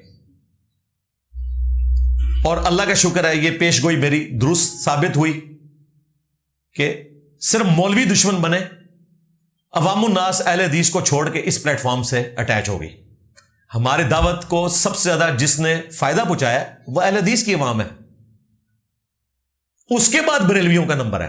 اس اعتبار سے بعض اعتبار سے بریلوی پہلے نمبر کے اوپر ہیں کہ وہ شروع میں جب میں نے دعوت شروع کی تو میرے بریلوی دوست تھے جنہوں نے سب سے پہلے اس منہج کو قبول کیا. بعد میں اہل حدیث بھی شامل ہوئے, انہوں نے اپنے فرقے سے اعلان بغاوت کر دیا. آج جہلم میں کوئی 30-40 کے قریب مساجد ہیں اگر پورے ضلع جہلم کی دیکھی جائے اہل حدیث کی. آج سے 10-15 سال پہلے 1-2 نمازی ہوتے تھے, بعض اوقات تو امام اکیلا نماز پڑھتا تھا. آج ماشاءاللہ اہل حدیث کی مساجد میں بعض مساجد کے اندر ایک صف, بعض میں 2, اور جمعے میں تو باہر تک صفیں بچھی ہوتی ہیں. یہ میں نے اپنی زندگی میں دیکھا ہے. اور میں کہیں جمعہ پڑھنے کے لیے چلا جاؤں تو آپ دیکھیں لوگ کس طرح لائن لگا کے کھڑے ہو جاتے ہیں صرف ہاتھ ملانے کے لیے, حالانکہ میں پورا کیموفلیج کر کے جاتا ہوں کہ مجھے کوئی نہ دیکھے, کیونکہ پھر ظاہر ہے مجھے بھی پھر تکلیف ہوتی ہے کہ کچھ لوگ کھڑے ہوئے ہیں پھر اپنے بچوں کو لے کے کہ علی بھائی سے مصافحہ کروانا ہے, تو میں پھر اینڈ ٹائم پہ پہنچتا ہوں 2 فرض پڑھ کے تو نکل جاتا ہوں. لیکن میں ان کی آنکھوں میں محبت اور دور سے جو مجھے اشارے کر رہے ہوتے ہیں, یہ وہ مسجدیں تھی کہ جہاں نمازی نہیں ہوتا تھا, آج سینکڑوں نمازی پڑھتے ہیں, سارے اسٹوڈنٹس ہیں. سب سے پہلے اہل حدیث کا کام تھا. ارشاد بھٹی صاحب نے بھی اس پوڈ کاسٹ میں کہا کہ یار آپ کا کام تھا کہ آپ انجینئر صاحب میں اور آپ میں تو 95% چیزیں مشترکہ تھیں. اور آپ نے دشمنی یہ نبھائی ہے اور نجی محفلوں میں مانتے ہیں, کہتے نہیں وہ یہ کرنا چھوڑ دے. کل تک تو تم کہتے تھے کہ توحید مین مسئلہ ہے. جو لوگ بابوں کے پجاری ہیں, جو قبر پرست ہیں, جو قبروں سے فیض لینے کے قائل ہیں, جو رسول اللہ کے مقابلے پہ ایک امتی کو اپنا امام مانے ہوئے ہیں, ان کے ساتھ تم پینگے بڑھا رہے ہو صرف اس لیے کہ وہ تمہارے ماموں کی تعریف کرتے ہیں. تو تم نے اپنے ماموں کا کلمہ پڑھا ہوا ہے. مجھے اگر اللہ سے خوف نہ آتا ہو, جس طرح میں بریلویوں کو چشتی رسول اللہ پارٹی کہتا ہوں نا, اور دیوبندیوں کو تھانوی رسول اللہ پارٹی, تمہیں میں معاویہ رسول اللہ پارٹی کہتا. صرف اللہ سے خوف آتا ہے. ایک ماموں کے پیچھے تم لوگوں نے اپنے آپ کو ذلیل کروایا. مجھے تو کوئی نقصان نہیں ہے, میں نے بتایا کہ اہل حدیث فرقہ گیا, ان کی پبلک ان کے گاٹے فٹ ہو گئی ہے. تمہاری مسجدوں میں میجارٹی ہمارے اسٹوڈنٹس نماز پڑھ رہے ہوتے ہیں. تم لوگوں کی کیا اوقات ہے؟ ابھی یہ جلسہ انہوں نے کیا جی 2.5 کروڑ ہیں. ہم پتہ نہیں کتنے 2.5 کروڑ ہو یار, اللہ دے بندے ہو تسی, کس زام کے اندر ہے. اور ابھی دیکھیں اس ویک میں انہوں نے پریس کانفرنس کی, ان کی 24 مسجدیں لاہور میں سیل کر دی ہیں گورنمنٹ نے اہل حدیثوں کی, اور وہ جینون کی ہوئی ہیں ایک ٹیکنیکل ریزن کی وجہ سے. دوسری طرف بریلوی کہہ رہے ہیں کہ یہ مسجدیں ہمیں دیں. انہوں نے لادہ سے اپنا پریس کانفرنس کی ہے. بزدلی کا حال یہ ہے, یہ گلے پھاڑنے والے مجھے قادیانیوں کو ایجنٹ کہتے تھے, میرا نام لے کے مجھے دھمکیاں لگاتے تھے, ذلیل ہوئے. جنہوں نے ان کی مسجدیں ہتھیا لی ہیں ان کا نام بھی نہیں لے رہے. ایک مکتبہ فکر, اس کی ایک جماعت, اور سیدھی طرح کو ٹی ایل پی تھن سے کے تو ہٹا کے, جنہوں نے مسجدیں چھین لی ان کا نام بھی نہیں لے رہے. اور جو تمہیں حافظہ اللہ کہے, تمہاری مسجدوں میں چندے دے, اہل حدیث کے منہج کو 24 کیرٹ سونا کہے, فرقہ اہل حدیث کو نہیں, وہ بنو امیہ کا خدمت گزار ہے. منہج اہل حدیث جو اہل سنت کا منہج ہے, جو اصحاب الحدیث کا منہج ہے, جو قرآن و سنت اور اہل بیت کا منہج ہے, اس کے ساتھ اتنی دشمنی کہ اس کا نام لے کے کبھی جہنمی, کبھی قادیانی, کبھی یہود و نصارہ کا ایجنٹ تجھے سڑکوں پہ گھسیٹیں گے. اور جرت ان کی دیکھ لو, ٹی ایل پی کا نام بھی نہیں لے سک رہے, سعد رضوی کا نام نہیں. ایک جماعت, ان کا امیر, ایک جماعت والوں نے دعویٰ بولا, ہم نے ایف آئی آر کٹوائی, ہمارے بندے پکڑ کے لے گئے, اس جماعت نے قبضہ کر لیا. سلام ہے جی بریلویوں کو, وہ پریس کانفرنس میں بیٹھے, سیدھا انہوں نے ان کے نام لیے ہیں. ابتسام لائی ظہیر, تو کس منہ سے جاتی عمرہ میں جا کے دھرنا دے گا؟ تم لوگوں کا تو بڑا ساجد میر جو ہے وہ پچھلے 35 سال سے سینیٹر ہے. بریلویوں نے نام بھی لیا اور ان کو گھر تک پہنچا دیا. تم لوگوں کی توحید کہاں گئی بزدلو؟ بہادر تو پھر بریلوی نکلے. ان لوگوں کی حالت دیکھیں. اب یہ مسکین سی شکلیں بنا کے, کل بھی انہوں نے پبلک پروٹیسٹ کیا جی ہماری مسجد میں, واپس تو ان کو نہیں لبڑیاں, جھگڑا ہونا ہے, یہ منو پتا ہے, کیونکہ وہ قانون ہی ایسا بنا ہوا ہے, اس کے تحت وہ بریلویوں کو ملیں گی. ضیاء الحق کے دور میں یہ قانون پاس ہوا تھا کہ جس علاقے میں جس کی میجورٹی ہے مسجد اس کو ملے گی. اگر کوئی ہاؤسنگ کالونی بنے گی نا تو ریفرینڈم ہوگا. جن کی, اب بریلوی تو ہے ہی اتنے زیادہ ہے, تسی تے آٹے نمک ہو, تو انو کون پوچھتا ہے؟ میجورٹی تو ان لوگوں کی ہے. آج بھی ریفرینڈم ہو تو مسجد تو ان کو مل جانی ہے. پھر یہ کیا کریں گے؟ تو پھر کچھ دو والا معاملہ ہوگا. پھر وہ کہہ رہے ہیں جی ہم پہ الزام لگایا ہے ڈی آئی جی نے لاہور کے کہ یہ ہمیں قادیانی کہتا ہے. بالکل صحیح ہے, تم کہتے ہو اسے قادیانی. تم نے میرے خلاف جو ویڈیوز بنائی تھی نا, اس میں تم نے کہا ہوا ہے کہ پولیس کے ادارے میں, ایجنسیز میں قادیانی ہیں جو انجینئر کو سپورٹ کر رہے ہیں. اور ان دنوں انہوں نے دھرنا دے کر زبردستی میرے خلاف ایف آئی آر کٹوائی تھی ڈی آئی جی کے آفس کے باہر. وہ ایف آئی آر پھر چلی گئی سائبر کرائم میں اور فارغ ہوئی. لیکن اس وقت انہوں نے گن پوائنٹ کے اوپر سمجھ لیں ایک طرح سے ایف آئی آر کٹوائی تھی. جب بعد میں فارغ ہوئی تو اس نے یہ کہنا شروع کر دیا کہ جی یہ لوگ جو ہے نا وہ انجینئر سے ملے ہوئے ہیں, اور کہا یہ قادیانی ہیں جو اداروں میں بیٹھے ہوئے ہیں اور انجینئر کو سپورٹ کر رہے ہیں. اب وہ جو ڈی آئی جی تھا وہ قادیانی نہیں تھا, وہ بریلوی جی. انہیں دا مانڈو لا چھڑیا, انہیں کیا تم انہوں قادیانی کیا تک پھر تیرے میں کیا کرنا. تو دیکھو یہ ہے واللہ خیر الماکرین ومکروا ومکر اللہ واللہ خیر الماکرین. جس طرح اللہ تعالیٰ نے مسلمانوں کی امپائر کھڑے ہونے سے پہلے رومنز اور پرشینز کی ایسی لڑائی کروا دی تھی، ایگزیکٹ اس دن رومن امپائر دوبارہ غالب آئی تھی جس دن غزوہ بدر ہوا تھا پرشین امپائر پہ.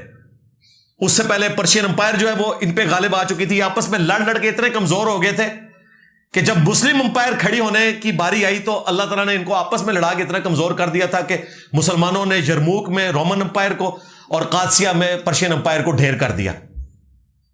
تو آج دیکھیں انہوں نے چال میرے خلاف چلی تھی، قادیانی قادیانی کہہ کے پولیس کے آفیسرز کو انہاں پکڑ کے انہوں نے مانڈو لاچا. انہوں نے کہا ٹھیک ہے پتر قادیانی کیا ان قانون دے تحت آؤ نہ تواڈے کول مسیتیاں کتوں آئی ہیں، اتنے تو بادی نہیں ہے، بادی تو بریلویاں دی ہے، یعنی کہ ان کی یہ ہوتا ہے. تو میں کہہ رہا تھا شکر ہے مولویوں کو کوئی ہڈی مل گئی ہے، آپس ہی لڑتے رہن، میرے تو ٹلے رون. جاؤ غزہ دے نا دے ہوتے آرام دے چندے کٹھے کرو، آپے کھاؤ، ساتھیوں نو کھلاؤ، میری جان چھوڑ کے رکھو، منو چپ کر کے کام کرن دیو. ہن مسیتیوں تے بھی لڑتے رہو تسی، لیکن جرت دیکھ لو، نام نہیں لے رہے. میرے لیے کیسے نام لینے کے لیے شیر ہوتے ہیں؟ تو میں آپ کو کلیئر کٹ بتا دوں کہ اہل حدیث نے جو گڑھا میرے لیے کھودنے کی کوشش کی تھی نا، ہاں اس میں نہ صرف یہ گرے ہیں بلکہ اوپر مٹی بھی ڈال گئی ہے اور کتبہ بھی لگ گیا اور اس پہ لکھا ہوا ہے 2812 صحیح بخاری، تقتلہ الفئۃ الباغیہ یدعوہم الی اللہ ویدعونہ الی النار. افسوس اے عمار، تجھے ایک باغی جماعت قتل کرے گی، تو انہیں اللہ اور جنت کی طرف بلائے گا، وہ جماعت تجھے جہنم کی طرف بلا رہی ہوگی. معاذ اللہ. ہاں انہوں یہ نہیں پتا کہ معاذ اللہ ہوتا ہے یا معاذ اللہ ہوتا ہے. تو یہ ساری باتوں کے جواب میں نے دیے ہوئے ہیں. تو ابتسام کی بھی انشاءاللہ باری آئے گی اس کی پوڈ کاسٹ کی. رہے حنیف قریشی صاحب تو وہ تو بھگوڑے ہوئے ہیں، انہوں نے تو صرف اس دن تقریر کی تھی، سوال تو ابھی باقی ہیں. اسی لیے بھٹی صاحب کی نئی ویڈیو آئی ہے، انہوں نے کہا کہ ابھی انہوں نے مجھے انٹرویو دینا ہے پوڈ کاسٹ جو انہوں نے سوالوں کے جواب دینے ہیں، اور 18 سوال نے، اور وہ سوال پہلا ہے کہ تھانوی رسول اللہ کے بارے تہاڈا کیا خیال ہے. ہاں چشتی رسول اللہ تے اے مفتی حنیف قریشی کہتے ہیں کتاباں بدل گیا نے، ایک کبھی تھانوی رسول اللہ بھی بدل گیا. ہائے ہائے کتنا مزہ ہے. اور اگر یہ بدلا ہوا نہ مانے، اس کو کفر کہہ دے، پھر جو بندی تو اڑک چمر کٹ دیں گے اور کہنے کہ چشتی رسول اللہ بھی کوئی نہیں بدلیا. اور مفتی طارق مسعود صاحب نے کہہ دیا کوئی نہیں بدلا ہوا، انہوں نے غلط کیا، ایسا کروانا نہیں چاہیے تھا، لیکن ان کو معاف کر دیا جائے. واہ جی واہ، اپنی باری آئے تو گستاخیاں بھی معاف. ٹھیک ہے، باندری دے پیر سڑتے ہیں تو اپنے بچے تھلے دینی ہے. یہ باندریاں ایسا نے کہ اپنے آپ بھی بچا لینی ہیں، اپنے بچوں بھی بچا لینی نے. ہاں دیکھیں جب طارق مسعود صاحب سے مس ہینڈلنگ ہوئی، معافی انہوں نے مانگ لی، سب سے پہلے میں نے ویڈیو ان کے حق میں جا کے کامنٹس بھی کیے، ریکارڈ کرائی. 1 بلین کے قریب وہ لوگ ویڈیو دیکھ چکے ہیں. میں نے کوئی بدلہ نہیں اتارا، میں نے کہا توبہ کر لی، ختم. اور ان کے مولوی کیا کہہ رہے تھے؟ کوئی تو کہہ رہے تھے کہ گستاخی ہوئی نہیں ہے، کوئی کہہ رہے تھے توبہ تو قبول ہے. اچھا جی، سلمان تاثیر کی توبہ قبول نہیں ہے، اور کسی بندے کی توبہ قبول نہیں ہے، مولویوں کی توبہ قبول ہے. ابھی پچھلے دنوں آپ دیکھیں وہ مفتی جو مینگل صاحب ہیں، انہوں نے سیدنا عثمان کے لیے اتنی بےہودہ اور گستاخانہ تمثیل بیان کی اور کہا کہ یہ جو ہمارا بلوچستان کا وزیر اعلیٰ ہے نا، یہ بھی محصور ہوا ہے، بندہ ڈرتا ہے لوگوں سے حضرت عثمان کی طرح. اور ایک ہی جملے میں انہوں نے بولا ہے کہ باہر نکلوں گا تو عورتیں جوتیاں ماریں گی مجھے، ڈر کے تو بیٹھا ہوا ہے ادھر. اور بیوقوفی دیکھیں، یہ وہ مولانا فضل الرحمان صاحب سے فون پہ واٹس ایپ پہ بات کر رہے ہیں، دوسری طرف سے فضل الرحمان صاحب کی بات آ رہی ہے، وہ بھی ہنس رہے ہیں اس کے اوپر. مولانا فضل الرحمان صاحب آپ بھی اس پہ شامل ہیں، آپ ہنسے ہوئے ہیں، صرف یہ مینگل صاحب نہیں ہیں، آپ بھی شامل ہیں. اور وہ بیوقوف جو شاگرد ہے وہ اس کی ویڈیو بنا کے اس نے چڑھا دی ہے. اگر وہ بند کمرے میں ہوا ہوتا کسی کو پتہ ہی نہیں چلنا تھا. اب چڑھ گئی تو کچھ لشکر جنگوی کے جو لوگ تھے یا سپاہی صحابہ کے، جو آج کل اہل سنت والجماعت کے نام سے ہے، وہ باہر نکلے. انہوں نے کہا کہ جی آپ اس پہ توبہ کریں. توبہ کیوں کریں جی؟ صحابہ کی گستاخی والا، 10 سال کی قید والا اس کے اوپر لگاؤ نا, جرم کیا ہے نا, توبہ کیوں؟ کوئی اور کرے تو اس کی توبہ قبول نہیں ہے, اپنی باری ہے تو توبہ کرے. انہوں نے توبہ نہیں کی, انہوں نے آگے کہا کہ جڑا ہے نا جڑا آ کے میرا مناظرہ کر لوے. میں کوئی ایسی غلط گل نہیں کی تھی, میں نے تو صرف محصور ہونے میں نا ایگزامپل دی تھی. یہ جو عورتوں کے جوتیاں مارنے والی بات ہے, یہ تو میں نے اس وزیر اعلیٰ کے لیے کی ہے, حضرت عثمان کے لیے نہیں کی. تم نے ایک ہی گو میں بات کی ہے, ٹھیک ہے. اس غلیظ انداز کے اندر تم نے جو گفتگو کی, یہ گفتگو اگر کسی اور فرقے والے نے کی ہوتی یا میں نے کی ہوتی تو آج تم نے پورا ملک بند کیا ہوتا. اور پھر کئی مولوی دفاع میں نکل آئے ہیں جو بندی, انہوں نے کہا نہیں جی اس طرح تو مثالیں دینے سے کچھ نہیں ہوتا. حالانکہ اس نے مثال خود دی تھی.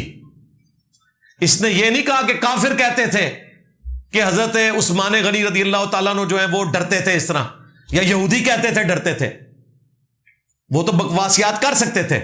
اس نے اپنے ریفرنس سے کہا کہ جس طرح حضرت عثمان معصور ہوئے تھے نا, اس طرح یہ وزیر اعلیٰ بھی معصور ہے کہ باہر نکلے گا تو عورتیں سے جوتیاں ماریں گی. استغفر اللہ توب الیہ. اب وہ کہہ رہے ہیں منازعہ کر لو. اور وہ جو کراچی کے امیر ہیں ان کے, اورنگزیب فاروقی صاحب, وہ سٹوڈنٹ ہے مینگل کا. میں فاروقی صاحب سے پوچھوں گا اب صحابہ کی محبت عشق کہاں گیا؟ سیدنا عثمان کی عصمت اور عفت کی حفاظت آپ نے صرف اس وقت کرنی ہے جب کوئی شیعہ بھونکے, غالی رافضی بولے. اگر تمہارا اپنا استاد صرف اس لیے کہ وہ دیوبندی ہے تمہارا استاد ہے اور وہ معافی بھی نہیں مانگ رہا, وہ تعویل کر رہا ہے, اور تعویل بھی ایسے عجیب انداز میں کر رہا ہے کہ جو تعویل قبول نہیں, وہ سیدھی طریقے سے کہتے ہیں غلطی ہوگی. دوسری طرف بریلوی علماء کہہ رہے ہیں کہ ٹھیک ہے ہمارے ساتھ مناظرہ کر لو. وہ علیحدہ سے ولاگ چڑھا رہے ہیں, ان کو بھی موقع مل گیا ہے ان کو نیچے لگانے کا, حالانکہ ان کے اپنے بابوں نے بھی بڑی گستاخیاں کی ہوئی ہیں. تو یہ میں آپ کو بتاؤں, گستاخی کی بات کرنا, یہ کہنا کہ جی فلاں گستاخ رسول ہو گیا, فلاں گستاخ صحابہ ہو گیا, فلاں گستاخ اہل بیت ہو گیا, یہ صرف فلاں کے لیے ہوتا ہے. اپنے جب ان کے کرتے ہیں ان کے دفاع کے لیے باہر نکلتے ہیں. مولانا فضل الرحمان صاحب کا کام نہیں تھا کہ باہر نکلتے ابھی ایک شٹ اپ کال دے دیتے نا مینگل کو, ادھر اس نے ختم ہو جانا تھا. ظاہر ہے کہ اس نے بھی تو بیعت کی ہوئی ہے نا ان کے ہاتھ کے اوپر. پولیٹیکل لیڈر تو مولانا فضل الرحمان صاحب کو مانتا ہے نا مینگل بھی. وہ کہتے ہیں جی استاذ العلماء ہے. ابھی تو میں اس کے وہ جو گندے اور غلیظ لطیفے جو یہ اسٹوڈنٹس کو سناتا ہے وہ بھی آپ نے یوٹیوب کے اوپر دیکھے ہیں, جس قسم کے لطیفے, اور سامنے قرآن رکھا ہوا ہے, بخاری شریف رکھی ہوئی ہے, اور ایسے ایسے بےہودہ لطیفے یہ سناتا ہے. تو ایسے بےہودہ لطیفے سنانے والی زبان سے صحابہ اور اہل بیت کی گستاخیاں نکل سکتی ہیں. معافی مانگ لو, اس میں کیا حرج ہے؟ الٹا کہہ رہا ہے مناظرہ کر لو. اور دیکھیں جو ان کے فرنٹ مین ہیں انہوں نے باقاعدہ ولاگ بنا دیے کہ جی کوئی گستاخی نہیں ہوئی, اور دیکھیں ہمارے مینگل صاحب نے چیلنج کر دیا کہ جس نے مناظرہ کرنا ہے کر لو. اچھا جی تو اڈا کرے تے او دا چیلنج آئے, کوئی اور کرے تو انہوں کہتے ہیں گستاخ ہے, توبہ کیوں نہیں کر رہا؟ اور توبہ بھی صرف مولوی سے کرواتے ہیں. مجھا نہیں پیڑا ہوندیاں نے نا. مفتی ادیب قریشی نے کہا کہ اگر مفتی طارق مسعود صاحب نے توبہ کر لی ہے تو ٹھیک ہے. کیوں کہ کل کو اگر ہمارا کو کام ڈالے گا تو وہ بھی ہمارے ساتھ کھڑے ہو. کوئی اور توبہ کرے تو کہتے ہیں گستاخ رسول کی توبہ ہی نہیں. ابتسام علیہ زید کتنا خطرناک کھیل کھیل رہا ہے, کہہ رہا ہے مجھے انجینئر کے اوپر یہ اعتراض ہے, یہ 295B کے اندر توبہ کی شک ڈلوانا چاہتا ہے, حالانکہ گستاخ رسول کی تو توبہ ہی نہیں, اسے قتل ہی ہونا چاہیے. ابتسام پورا تیرا فرقہ قتل ہوتا ہے.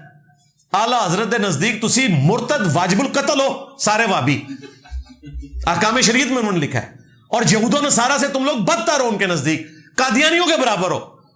بلکہ اعلیٰ حضرت نے تو فتاوی رضویہ میں لکھا کہ شیعہ کو وہابیوں سے زیادہ گمراہ کہنا شیعہ پہ ظلم کرنا ہے, کیونکہ شیعہ تو صرف صحابہ کے گستاخ ہیں, وہابی تو اللہ اور اس کے رسول کے گستاخ ہیں, اس لیے وہابی جو ہے یہ بڑے مجرم ہیں شیعہ سے. یہ اعلیٰ حضرت نے لکھا ہے. لو سامو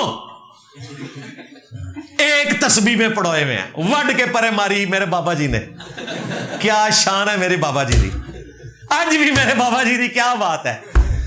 انہوں دا کلپ چل رہا ہے, چھڑ دے وہابیہ دی ازان دا کہ احترام, یہ تو سوراں دے سور نے. یہ بھی بٹی صاحب نے ان سے پوچھا ہے کہ وہ تانوں سوراں دے سور کہہ کے گئے نے. ابھی بٹی صاحب تو پنجابی جانتے ہیں نا, وہ اس کی تشریح بھی کریں سامنے بیٹھ کے, پھر مزہ آتا کہ جس طرح سور نجس ہے نا, اس طرح مخلوق میں سوروں میں بھی اگر کوئی سور ہے تو وہ وہابی ہے. اتنی گہری بات کی ہے بابا جی نے.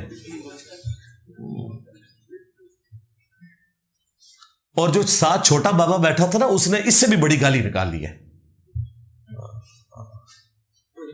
ہاں وہ چھپ گئی جب بابا جی نے, ظاہر ہے چیلے تو اس سے بھی آگے جاتے ہیں نا, وہ جو ساتھ پتلا سا بابا بیٹھا نا, اس نے کیا کھوتی فلانے دیو, یہ فلانے میں نے وہ ڈیش ڈیش کر دیا.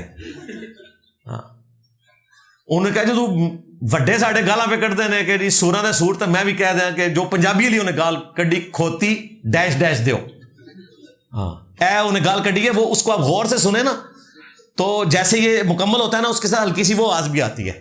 وہ تو اللہ بھلا کرے, ہمارے جو ایڈیٹر ہیں نا وہ فرحان آفتاب بھائی, انہوں نے مجھے بتایا کہ اگلی گال تیز تو بھی خطرناک ہے. میں نے کہا یار اتنی دفعہ کلپ سنا, میرا تو اس طرف دھیان ہی نہیں گیا. واقعی وہ ہے اس میں آگے چھوٹی سی گال, اس میں بڑی معرفت کی باتیں ہیں. اچھا ان کا جی میں نے ان کی زندگی میں پروٹیسٹ کیا تھا. وہ بھٹی صاحب کہہ رہے تھے کہ یار وہ تمہیں سور کہیں, اور انجینئر صاحب اہل حدیث کی تعریف کریں وہ مردود ہیں, اور یہ کہتے ہیں وہ انجینئر ہیبچول ہے. اور وہ خاتم رضوی صاحب نے ایک بار ہی سور کہنا چاہیے, تو تسی سور ہو گئے, پیچھے ان کے گل رہ گئی. تو انہوں اسلام تو ہی باہر کاٹ دیتا اعلیٰ حضرت نے اور ان کے ماننے والوں نے, پیچھے کیا رہ گیا. تو اصل میں جس طرح بنو اسرائیل کو بچڑے کی محبت پلا دی گئی تھی, اس طرح ان بنو امیہ کے خدمت گزاروں کو بنو امیہ کی محبت پلا دی گئی ہے. اور بنو امیہ سے مراد نعوذ باللہ میں سیدنا عثمان یا سیدہ ام حبیبہ کو نہیں کہہ رہا, ظاہر ہے ان کا تو ہم احترام کرتے ہیں. ام حبیبہ تو وہ ہیں جنہوں نے تمہارے ماموں اور تمہارے نانا کی ڈانٹیں کھائی ہوئی ہیں اسلام قبول کرنے پہ, اور ہجرت حبشہ کی ہوئی ہے. بعد میں تم لوگ مسلمان ہو کے تمہارے نانا اور تمہارے ماموں یہ کہیں کہ ہم رسول اللہ کے رشتہ دار ہیں, ہم اہل بیت کے ساتھ جڑ گئے ہیں. اور جب ام حبیبہ ہماری ماں نے اسلام قبول کیا تھا, سابقون الاولون میں وہ آتی ہیں, اور انہوں نے اپنے ہسبینڈ کے ساتھ ہجرت حبشہ کی تھی. وہ تو مردود جا کے وہاں پہ کرسچن ہو کے مر گیا نا, عبید اللہ جو تھا المستدرک للحاکم میں آتا ہے, صحابی تھا, کرسچن ہو کے مر گیا. پھر رسول اللہ نے ان کی دلجوئی کے لیے خود ان سے شادی کی, ام حبیبہ سے. ام حبیبہ کے پیچھے یہ اپنے ماموں اور نانا کو چھپاتے ہیں. کہاں ام حبیبہ, کہاں سیدنا عثمان, کہاں عمر بن عبدالعزیز, اور کہاں وہ لوگ کہ جن کے پیچھے تم ان سب کو چھپا رہے ہو. اللہ سے ڈر جاؤ, ٹھیک ہے. باقی تو انشاءاللہ موقع ملا تو میں طبیعت صاف کروں گا. اب چونکہ ٹائم ہو چکا ہے, میرا حال اتنی پرچیاں شاید کور ہونی تھی, وہ اللہ کی طرف سے کیفیت طاری ہوتی ہے, تو یہ بھی کچھ ادھار بچے ہوئے تھے. تو کل ہی میں نے تازہ ان کی پریس کانفرنس دیکھی ہوئی تھی, تو میرے دماغ میں تھی. تو یہ اللہ تعالیٰ کی طرف سے ہوتا ہے کہ اللہ بعض کو بعض سے ٹکرواتا ہے. جس طرح ہٹلر اور گریٹ برٹن آپس میں ٹکرائے, اگرچہ ہٹلر ہار گیا لیکن گریٹ برٹن کو اتنا کمزور کر گیا کہ ان کو مجبوراً ہمیں آزادی دینی پڑ گئی, کیونکہ وہ اپنی کمزور معیشت کے ساتھ سب کانٹیننٹ کو ساتھ لے کے نہیں چل سکتے تھے. ہمیں بھی فائدہ ہو گیا جو سورۃ الحج میں آیا کہ ہم بعض کو بعض سے اگر نہ ٹکرواتے تو اس پلانٹ ارتھ پہ کوئی خانقاہ, کوئی کلیسا, کوئی گرجا, کوئی مسجد سلامت نہ رہتی. یہ اللہ کی سنت ہے کہ جنگوں کے ذریعے اللہ تعالیٰ بعض کو بعض سے ٹکرواتا ہے. یہاں پہ بھی پنجاب میں کبھی سیل مرغوں کی لڑائی ہو نا, تو جو مرغا جیت جاتا ہے نا تقریباً وہ بھی ذبح ہو جاتا ہے, کیونکہ وہ بھی اتنا زخمی ہوا ہوتا ہے کہ وہ بھی نہیں بچتا. بس یہی کچھ ہوا گریٹ برٹن اور جو ہے وہ ہٹلر کے ساتھ. تو یہاں پہ بھی یہی ہو رہا ہے کہ اب اہل حدیث اور بریلوی یہ دو ٹرلے مرغے لڑ رہے ہیں, اور اس کا الٹیمیٹلی فائدہ ہمیں ہونا ہے. اور یہ اس وجہ سے ہونا ہے کہ ان لوگوں نے یہ حرکتیں کی تھیں. یہ دونوں نے مجھے قادیانی یا قادیانی نواز کہا. ہوں مزہ چکھو ہاں ان شاء اللہ تعالیٰ. ہوں تسی دیکھو گے کہ نہ کوئی چشتی دجال بچے گا, نہ کوئی تھانوی دجال. اب میں معاویہ دجال اس لیے نہیں کہہ سکتا کہ حضرت معاویہ صحابی ہیں رضی اللہ تعالیٰ عنہ, تو میں ان کے لیے کوئی اور ٹرم بھی ڈیوائز کرتا ہوں کہ بنو امیہ کا کوئی خدمت گزار کوئی بھی نہیں بچے گا انشاءاللہ تعالیٰ. اللہ تعالیٰ نے اس دعوت حق کو غالب کرنا ہے انشاءاللہ تعالیٰ. یہ رسول اللہ کی ختم نبوت کی برکت سے صلی اللہ علیہ وآلہ وسلم دعوت حق غالب ہونی ہے. اور ہم آپ سے عرض کرتے رہتے ہیں, ہاں عرض نہیں بلکہ ہم کہتے رہتے ہیں ڈنکے کی چوٹ پہ. عرض تو اللہ کے سامنے کریں گے, تمہارے سامنے تو ہم کہتے رہتے ہیں, کہتے رہے ہیں, کہتے رہیں گے. کیا جی میرا نبی سا ہے ہی کوئی نہیں, تیرے بابے تھے شے ہی کوئی نہیں. صلو علی محمد و آل محمد. اللہم صلی علی محمد وعلی آل محمد واصحاب محمد وازواج محمد وامت محمد اجمعین الی یوم الدین آمین۔ اچھا میرے بھائیوں، کافی سارے بھائیوں نے بہنوں نے دعاؤں کے لیے کہا ہوا ہے، اینڈ پہ ہم دعا بھی کر لیتے ہیں وسیلہ اور توسل کے طور پر۔ اللہم انی اسألک بانک انت اللہ لا الہ الا انت الاحد الصمد الذی لم یلد ولم یولد ولم یکن لہ کفوا احد وإلہکم الہ واحد لا الہ الا هو الرحمن الرحیم الف لام میم اللہ لا الہ الا هو الحی القیوم اللہم صلی علی محمد وعلی آل محمد اللہم ربنا آتنا فی الدنیا حسنہ وفی الآخرة حسنة وقنا عذاب النار ربنا آتنا من لدنک رحمة وہیئ لنا من امرنا رشدا اللہم اغفر لحینا ومیتنا وشاہدنا وغائبنا وصغیرنا وکبیرنا وذکرنا وانثانا اللہم من احییتہ منا فاحیہ علی الاسلام ومن توفیتہ منا فتوفہ علی الایمان رب ارحمہما کما ربیانی صغیرا ربنا هب لنا من ازواجنا وذریاتنا قرۃ اعین وجعلنا للمتقین اماما۔ اے اللہ، ہمارے ماں باپ کی، ہمارے بیوی بچوں کی، پوری امت کی تمام دینی دنیاوی جسمانی روحانی ظاہری باطنی پریشانیاں تکلیف مصیبتیں دکھ درد بیماریاں دشواریاں دور فرما۔ جن جن بھلائیوں کا سوال تیرے محبوب صلی اللہ علیہ وآلہ وسلم نے تجھ سے کیا تمام مسلمانوں کے حق میں قبول منظور فرما۔ جن جن چیزوں کے شر سے تیرے محبوب علیہ السلام نے تیری پناہ طلب کی تمام مسلمانوں کو ان چیزوں کے شر سے اپنی پناہ عطا فرما۔ خصوص بالخصوص فلسطین کے مسلمان، کشمیر کے مسلمان، چائنا کے، انڈیا کے، افغانستان میں، یمن میں، عراق میں، شام میں، پاکستان میں، جہاں کہیں کس پرسی کی زندگی گزار رہے ہیں، غیب سے ان کی عزت آبرو جان و مال کی حفاظت فرما۔ اے اللہ، جو فوت ہو چکے ان کی مغفرت فرما، جو زندہ ہیں انہیں موت سے پہلے قبر و آخرت کی تیاری کرنے کی توفیق عطا فرما، جو بیمار ہیں انہیں شفائے کلی عطا فرما۔ حاضرین کی تمام نیک دلی جائز دعائیں اپنی بارگاہ میں قبول و منظور فرما، تمام مسلمانوں کی تمام دعائیں اپنی بارگاہ میں قبول فرما۔ اے اللہ، ہمارے ملک پاکستان کی خیر فرما، پورے عالم اسلام کی خیر فرما، عالم اسلام کو اندرونی اور بیرونی خطرات سے محفوظ فرما۔ سبحان ربک رب العزت عما یصفون وسلام علی المرسلین والحمد للہ رب العالمین وصلی اللہ علی النبی الکریم وعلی آلہ واصحابہ اجمعین الی یوم الدین آمین۔